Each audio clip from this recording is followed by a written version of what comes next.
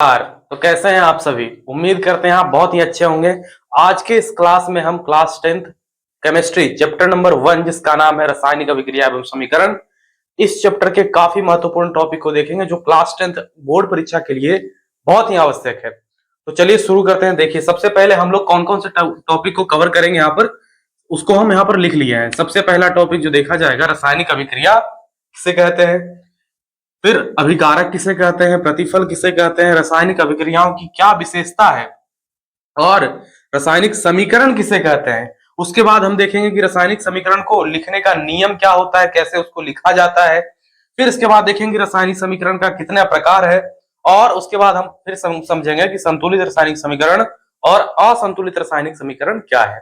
ठीक है, इतना सब हो जाने के बाद बिहार बोर्ड का बहुत ही महत्वपूर्ण प्रश्न कि रासायनिक समीकरण को संतुलित करना क्यों आवश्यक है और इसे हम क्यों संतुलित करते हैं। ठीक है, इस प्रश्न को भी इसी वीडियो में देखेंगे। तो आप लोग हमारे इस चैनल को सब्सक्राइब कर ले, आने तक इस चैनल पर इसी प्रकार से सभी सब्जेक्ट के सभी टॉपिक को कवर कराया जाएगा जो कि आपके बोर्ड परीक्षा में आपको अच्छे अंक दिलवाने में बहुत मदद करेंगे। तो शुरू करते हैं हम लोग। तो बारी बारी से हम टॉपिक को पढ़ेंगे। सबसे पहला टॉपिक हमारे पास है रासायनिक अभिक्रिया किसे कहते हैं। तो बच्चों आपको ध्यान देना है, रासायनिक अभिक्रिया किससे कहेंगे, कोई भी पदार्थ अकेले या किसी अन्य पदार्थ के साथ मिलकर के जब अभिक्रिया करता है। ठीक है, जब कोई पदार्थ अकेले या किसी अन्य पदार्थ के साथ मिलकर के एक नए पदार्थ का निर्माण करे और उस नया पदार्थ का गुण पहले वाला पदार्थ से अलग हो, तो इस प्रकार का जो क्रिया होता है केमिस्ट्री के अंदर उसे हम रासायनिक अभिक्रिया कहते हैं। उम्मीद करते हैं आपको समझ में आ गया होगा। यानी वैसी प्रक्रिया जिसमें एक या एक से अधिक पदार्थ आपस में संयोग करके क्रिया करते हैं उसे रासायनिक अभिक्रिया कहा जाता है। ठीक है, रासायनिक अभिक्रिया हो गया। आप इसको कॉपी में नोट करते जाए साथ साथ, क्योंकि ये बहुत काम आने वाले सब क्वेश्चन बहुत जरूरी है, पूछा गया है क्वेश्चन बैंक के सीरीज में, आपको पता चलेगा। उसके बाद अभिकारक किसे कहते हैं। तो बच्चों आपको ध्यान देना है कि वैसा पदार्थ जो रासायनिक अभिक्रिया में भाग लेता है, ध्यान से सुनिए बात को, वैसा पदार्थ जो रासायनिक अभिक्रिया में भाग लेता है उसे हम क्या कहते हैं, अभिकारक। जैसे मान लीजिए एक अभिक्रिया हमारे पास है A प्लस बी, मिलकर के बना रहा है C प्लस डी। तो देखिए, जो पदार्थ अभिक्रिया में मिलकर के भाग लिया है, यानी अभिक्रिया को कराने के लिए जो जो पदार्थ मिला है उसे हम कहेंगे अभिकारक, या इसी को क्रियाकारक भी कहा जाता है। क्या कहा जाता है, क्रियाकारक। तो ए और बी जो है ये दोनों मिलकर के अभिक्रिया कर रहा है, तो हम इसे क्या कहेंगे, अभिकारक या क्रियाकारक। ठीक है, तो अभिकारक आपको समझ में आ गया। वैसा पदार्थ जो रासायनिक अभिक्रिया में भाग लेता है उसे क्या कहते हैं, अभिकारक या क्रियाकारक कहते हैं। एक बात और, रासायनिक अभिक्रिया में भाग लेने वाले पदार्थ को तीर से पहले लिखा जाता है। यानी आप समझिए रासायनिक अभिक्रिया जो है इसमें तीर जो चिन्ह होता है इसके पहले लिखा जाता है। ठीक है, और वैसा पदार्थ जिसका निर्माण रासायनिक अभिक्रिया के बाद होता है, ध्यान से सुनिए बात को, कुछ ऐसे पदार्थ जिनका निर्माण रासायनिक अभिक्रिया के बाद होता है या रासायनिक अभिक्रिया के बाद बनने वाले पदार्थ को हम क्या कहेंगे, प्रतिफल कहेंगे। प्रतिफल को ही उत्पाद कहा जाता है, आपको इसमें कोई कंफ्यूजन नहीं होना चाहिए।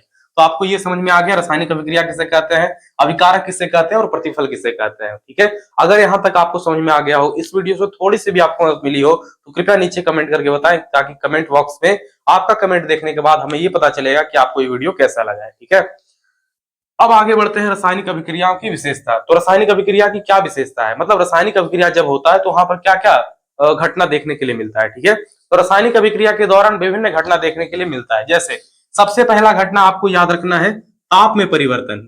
ताप में परिवर्तन, चेंज इन टेम्परेचर, ताप में परिवर्तन। पहला ये हो सकता है कि रासायनिक अभिक्रिया से पहले किसी चीज का तापमान कम था, अभिक्रिया के बाद जब प्रोडक्ट का निर्माण हुआ तो उसका तापमान बढ़ गया। तो पहला हो सकता है ताप में परिवर्तन। दूसरा हो सकता है क्या, अवस्था में परिवर्तन, चेंज इन स्टेट, तो अवस्था में परिवर्तन। ठीक है, तो हम लिख लेते हैं अवस्था में परिवर्तन। ठीक है, अवस्था में परिवर्तन। तीसरा ये हो सकता है कि रंग में परिवर्तन, पहले किसी और रंग का था, अब अभिक्रिया हो किसी और रंग का हो गया, तो तीसरा हमारे पास क्या हो गया, रंग में परिवर्तन।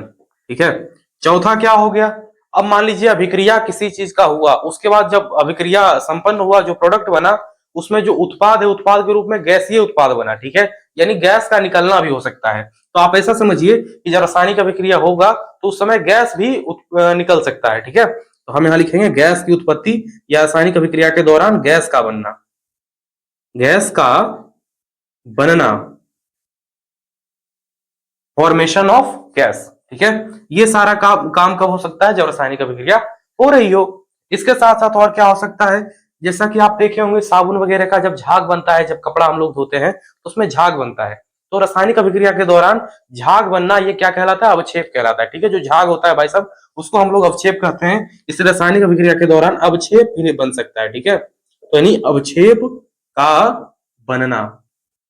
और याद रखिएगा, जब भी रासायनिक अभिक्रिया में गैस निकलेगा तो हम उसको ऐसा एरो चिन्ह से सूचित करते हैं। ठीक है, और जब अवक्षेप बनेगा तो हम उसको नीचे वाला एरो से सूचित करते हैं। ठीक है, नीचे एरो नीचे रहेगा, इसका मतलब अवक्षेप बन रहा है। अगर तीर चिन्ह ऊपर है तब उसका मतलब हुआ कि गैस वहां पर बन रहा है। ठीक है, उम्मीद करते हैं आपको यहाँ तक समझ में आ गया होगा। अगर आपको अच्छा लग रहा है तो आप एक लाइक कर सकते हैं और अपने दोस्तों के पास भी शेयर कर सकते हैं। ठीक है, अब इसके बाद हम ये समझते हैं कि रासायनिक समीकरण को लिखने का तरीका क्या है, रासायनिक समीकरण को कैसे लिखा जाता है। तो रासायनिक समीकरण को लिखने का तरीका, सबसे पहला तरीका जो है वो ये है कि अभिकारक को तीर से पहले लिखा जाता है। ठीक है, ये तीर चिन्ह है ऐसे इस प्रकार से। ये तीर चिन्ह क्या दर्शाता है कि अभिक्रिया किस ओर हो रही है। ठीक है, अभिक्रिया किस ओर हो रही है ये तीर चिन्ह बताता है। तीर का जो मुंह है ये जिधर रहेगा, निशान जिधर रहेगा, तीर जिधर जाता हुआ रहेगा, अभिक्रिया उस ओर हो रही है इसका मतलब। ठीक है, तो तीर चिन्ह बताता है अभिक्रिया किस ओर हो रहा है। तो तीर के पहले हम लोग किसको रखते हैं, अभिकारक को रखते हैं। किसको रखते हैं, अभिकारक, या इसी को क्रियाकारक कह सकते हैं। ठीक है, और तीर के बाद किसको रखते हैं, प्रतिफल को रखते हैं, यानी बनने वाला प्रोडक्ट को रखते हैं तीर के बाद। बात समझ में आया। अब देखिए अभिकारक को प्रतिफल को ऐसे रखते हैं। अब अगर दो यौगिक है, दो तत्व है अभिकारक में, तो दोनों के बीच हम प्लस का चिन्ह लगाते हैं। किसका चिन्ह लगाते हैं, प्लस का। जैसे अगर हम हाइड्रोजन का अभिक्रिया करा रहे हैं, ध्यान से आप लोग देखिए, अगर आपको यहां पर दिख रहा हो, ये दिख रहा है यहां पर हाइड्रोजन। ठीक है, ये देखिए ध्यान से, हाइड्रोजन है और इसकी अभिक्रिया हम करा रहे हैं किसके साथ, क्लोरीन के साथ। ठीक है, हाइड्रोजन का अभिक्रिया किसके साथ करा रहे हैं, क्लोरीन के साथ करा रहे हैं। ठीक है, तो हाइड्रोजन जब क्लोरीन से अभिक्रिया करेगा तो बीच में किसका चिन्ह आएगा, प्लस का चिन्ह आएगा। ठीक है, दो यौगिकों के बीच कैसा चिन्ह लगाना है, प्लस का चिन्ह लगाना है। ठीक है, इसके बाद जब प्रोडक्ट बनेगा तो प्रोडक्ट के निर्माण में भी अगर दो यौगिक बनता है तो हम वहां पर भी धन का चिन्ह लगाएंगे। ये बात आपको समझ में आ जाना चाहिए। अच्छा ठीक है, ये सब तो हो गया। अब बात करते हैं रासायनिक समीकरण कहेंगे हम किसको। ठीक है, रासायनिक समीकरण किसे कहते हैं, तो ध्यान से समझिए, जब भी किसी रासायनिक अभिक्रिया को, जैसे कि आपको हमने यहाँ पर बताया कि हाइड्रोजन और क्लोरीन जब मिलता है तो किसका निर्माण करता है, हाइड्रोजन क्लोराइड का। किसका निर्माण करता है, हाइड्रोजन क्लोराइड। ठीक है, हाइड्रोजन क्लोराइड। तो जब देखिए, अगर हम किसी अभिक्रिया को ऐसे ही लिखते हैं, जैसे हाइड्रोजन को हाइड्रोजन, क्लोरीन को क्लोरीन और हाइड्रोजन क्लोराइड को हिंदी में हाइड्रोजन क्लोराइड, ठीक है, तो ये नॉर्मल रासायनिक अभिक्रिया हो गया। लेकिन इन्हीं रासायनिक अभिक्रिया को अगर हम इसके संकेत और सूत्रों से व्यक्त कर दें तो क्या होगा, तो तैयार है आपके सामने रासायनिक समीकरण। यानी वैसा रासायनिक अभिक्रिया, फिर ऐसे कह सकते हैं किसी भी रासायनिक अभिक्रिया को अगर हम उसके संकेत और सूत्रों के साथ निरूपित कर देते हैं तो ये हमारा संक्षिप्त में, जो शॉर्टकट में निरूपण किए हैं, ये संक्षिप्त निरूपण ही रासायनिक समीकरण कहलाता है। तो ताली बजाया जाए, एक बार आप रासायनिक समीकरण समझ चुके हैं कि किसी भी रासायनिक अभिक्रिया को अगर हम उसके संकेत और सूत्रों की सहायता से संक्षिप्त में लिख देते हैं तो वो क्या कहलाता है भाई साहब, रासायनिक समीकरण कहलाता है। ठीक है, और ये क्वेश्चन बहुत बार परीक्षा में पूछा जा चुका है, हल्के में नहीं लीजिएगा इस प्रश्न को, बहुत इंपॉर्टेंट है कि रासायनिक समीकरण किसे कहते हैं। उम्मीद करते हैं आप कॉपी में लिख लिए होंगे कि जब भी किसी रासायनिक अभिक्रिया को हम उसके संकेत एवं सूत्रों की सहायता से संक्षिप्त में निरूपित करते हैं तो उसे हम कहेंगे रासायनिक समीकरण। ठीक है, यहां तक कोई दिक्कत नहीं। अब हम आपको बताते हैं कि रासायनिक समीकरण को कितने भागों में बांटा गया है। तो जो रासायनिक समीकरण है उसको दो भागों में बांटा गया है। सबसे पहला है संतुलित रासायनिक समीकरण या बैलेंस केमिकल इक्वेशन। इसको इस संतुलित रासायनिक समीकरण जो है ये क्या है, सबसे पहले इसको समझ लीजिए आप कि संतुलित रासायनिक समीकरण किसे कहते हैं। ठीक है, अगर आपको हमारा स्पीड अधिक लग रहा है तो आप कमेंट करके बताइएगा, हम आपको स्लो वे में बहुत अच्छा से समझाएंगे। ठीक है, क्योंकि समझाना पढ़ाना मेरा एक ही मकसद है, ताकि आपको समझ में आए। हम इसलिए पढ़ाते हैं ताकि आपको बेहतर से बेहतर ढंग से समझ में आए। ठीक है, संतुलित रासायनिक समीकरण किसे कहते हैं, वैसी रासायनिक समीकरण, ध्यान से समझिए बात को, वैसा रासायनिक समीकरण जिसमें अभिकारक में उपस्थित परमाणु की संख्या तथा प्रतिफल में उपस्थित परमाणु की संख्या दोनों समान हो। ठीक है, अभिकारक में उपस्थित परमाणु का संख्या और प्रतिफल में उपस्थित परमाणु की संख्या अगर दोनों समान है तब हम उसे कहेंगे संतुलित रासायनिक समीकरण। याद रखना है कि जिस रासायनिक समीकरण में अभिकारक और प्रतिफल दोनों तरफ परमाणुओं का संख्या समान है उसे हम संतुलित रासायनिक समीकरण कहते हैं। फॉर एग्जाम्पल यहाँ पर ध्यान से समझिए, हाइड्रोजन के लिए हम अगर H लिखते हैं H2 प्लस क्लोरीन के लिए Cl2 और मिल करके बनाता है HCl, तो इसमें देखिए दो हाइड्रोजन और दो क्लोरीन है, परंतु यहाँ पर जो HCl है उसमें एक ही हाइड्रोजन और एक क्लोरीन है, तो इसे हम संतुलित रासायनिक समीकरण नहीं कहेंगे, क्योंकि यहाँ पर अभिकारक में परमाणु का संख्या अधिक है और प्रतिफल में परमाणु का संख्या कम है। तो इसको बैलेंस करने के लिए हम यहाँ पर 2 लगा देंगे, जिससे हमारे समीकरण क्या हो जाएगा, संतुलित हो जाएगा। तो आपको समझना है कि संतुलित रासायनिक समीकरण वैसी रासायनिक समीकरण है जिसमें तीर चिन्ह के दोनों तरफ परमाणु का संख्या समान होता है, या संतुलित रासायनिक समीकरण वैसी रासायनिक समीकरण है जिसमें अभिकारक तथा प्रतिफल दोनों में परमाणु का संख्या समान होता है। यहां तक कोई दिक्कत? सब कुछ समझ में आ गया? आगे बढ़ते हैं। अब अगर आपसे पूछा जाएगा असंतुलित रासायनिक समीकरण क्या है, तो बस इसी का अपोजिट हो जाएगा। संतुलित में परमाणु समान था दोनों तरफ, असंतुलित में क्या हो जाएगा, अलग अलग हो जाएगा।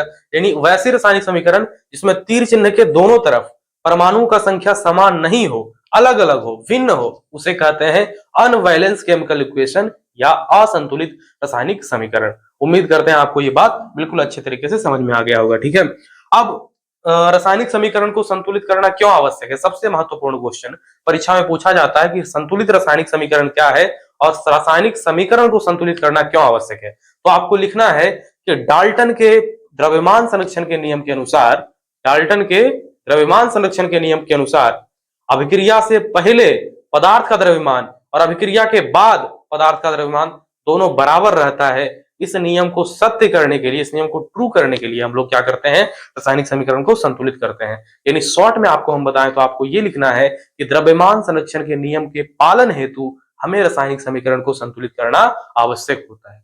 क्या किसी को किसी प्रकार का दिक्कत है? अगर आपको किसी प्रकार का दिक्कत है इन सभी क्वेश्चन में, इन सभी टॉपिक में, तो आप हमें नीचे कमेंट करके बताइए, हम आपको तुरंत रिप्लाई करने का प्रयास करेंगे। अन्यथा आपके उस कमेंट का, आपके उस डाउट को हम अगले वीडियो में कवर करेंगे। ठीक है, तो आज के लिए हम इतना ही टॉपिक रखते हैं, बाकी का टॉपिक हम अगले पार्ट में लाएंगे। तो आप जल्दी से जल्दी इस चैनल को सब्सक्राइब कर लीजिए, अगर यहाँ तक देखे हैं तो इसको शेयर भी कर दीजिए दोस्तों के पास, ताकि क्योंकि आप लोगों का जिम्मेदारी हमारे इस छोटे से चैनल को आगे बढ़ाने में। ठीक है, ये पूरा परिवार हम सभी का है। हम लोग मिल करके इस बार क्लास 10th बिहार बोर्ड का तैयारी करेंगे और इसमें बहुत ही अच्छा नंबर ला करके अपने घर, समाज, गांव का नाम रोशन करेंगे। धन्यवाद। जय हिंद।